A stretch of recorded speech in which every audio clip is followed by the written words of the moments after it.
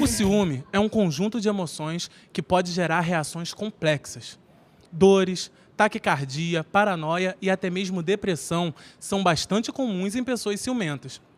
Mas quem nunca fez aquela cena com o namorado ou com os amigos motivado por ele? No Arena de hoje, nós vamos conhecer histórias e esclarecer algumas questões relacionadas a esse assunto. Para me ajudar aqui no bate-papo, eu tenho o prazer de receber a psicóloga Eunice Madeira, as ciumentas assumidas Tamires Aimee e Juliana Costa, os alunos de comunicação da Veiga de Almeida e a Paula Tavares, que é o nome fictício, da voluntária do Comitê de Informação ao Público do MADA, do Rio de Janeiro.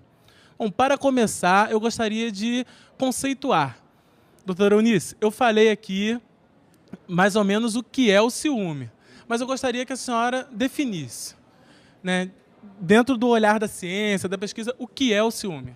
O ciúme amplia-se em várias ações do sentimento de posse, de alguém que se vê prejudicado numa situação quanto a algo, e também no relacionamento, chegando inclusive à questão patológica, é claro. Então, num primeiro momento, a gente pode falar, sim, num sentimento de posse, mas sem que isto seja ou pejorativo ou doentio. Reparem que na nossa língua ninguém diz assim, o namorado, o marido, a namorada. O que se diz? O meu marido, o meu namorado, a minha namorada, não é? Se vai por esse caminho. Então, repara que, culturalmente, existe esse sentimento de posse. E, aliado a ele, o não querer atender a uma situação de perda, ou possível perda, ou uma perda imaginária. Mas o ciúme, ele é natural do ser humano. Todo ele ser é humano natural do ser humano até um certo limite.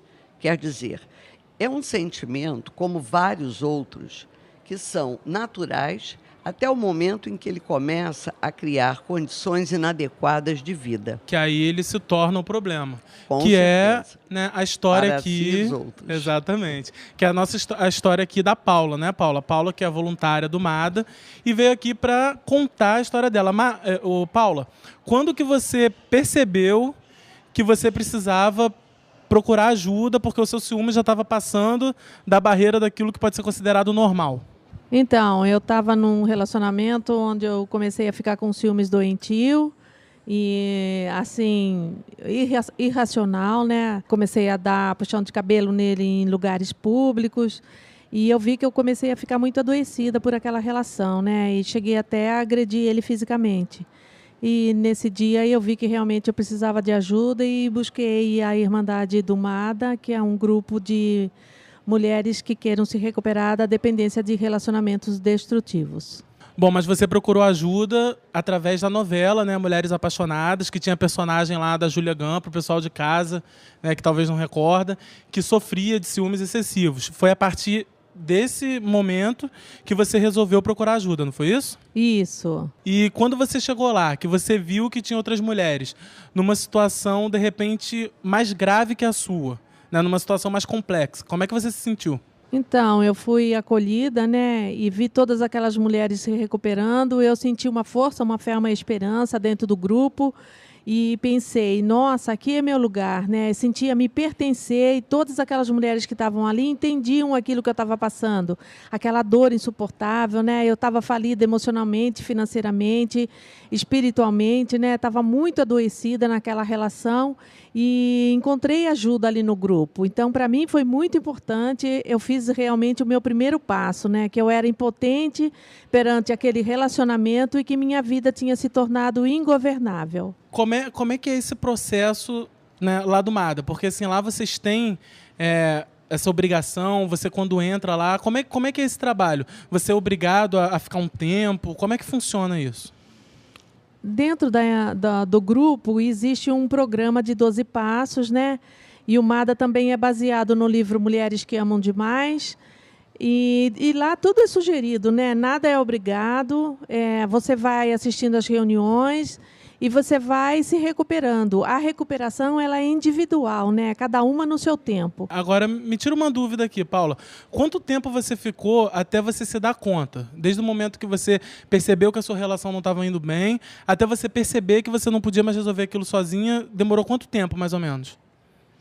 Olha, demorou algum tempo, né? Porque o processo ele começa aos poucos, né? Aos poucos eu comecei a ficar com ciúmes.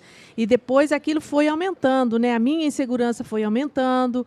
E aí eu comecei a ficar adoecida mesmo, né? E precisei de buscar ajuda naquele momento que eu cheguei ao extremo da agressão. Doutora Eunice, pelo que ela está relatando aqui, né? Na verdade, isso é um processo. A pessoa começa com uma atitude, daqui a pouco vai tomando uma atitude mais drástica, enfim. Como você lida com isso no caso, por exemplo, da resistência? Porque nem toda pessoa que tem o ciúme patológico ou que tem ciúme demais, ela percebe isso. E aí, como o parceiro, ou o irmão, ou os pais, como você lida com esse tipo de situação? Olha, o comum, muitas vezes, é que se tente que esta pessoa vá buscar ajuda. Ou seja, há todo um trabalho em torno para que ela se conscientize disto. Quando ela se conscientiza, como disse a Paula, ela realmente sente essa necessidade porque ela se percebe num lugar de desconforto. Porém, enquanto ela não se conscientiza, o que vai acontecendo muitas vezes são os desenlaces dos relacionamentos, porque eles não duram. Talvez o caminho do encontro seja exatamente por sucessivos desenlaces. Mas o ciúme ele nem sempre acontece numa relação, por exemplo, de namorado, de marido e mulher. Às vezes ele acontece também, por exemplo, numa relação de irmãos, de amigos. E aí é mais complicado você identificar isso? Olha, no sentido de que você vai ficando mais só, porque as pessoas vão se afastando. Porque o ciúme, ele se caracteriza, como a gente disse antes, por esse sentimento de posse. E esse sentimento de posse não estreita relações, a não ser quando ele vem também diluído num jogo de sedução. Mas aí depende das características desse jogo. Porque dificilmente quem sente ciúme, e um ciúme possessivo e obsessivo, consegue atrair o outro nesse jogo de sedução. Ele acaba, né, perdendo. Né?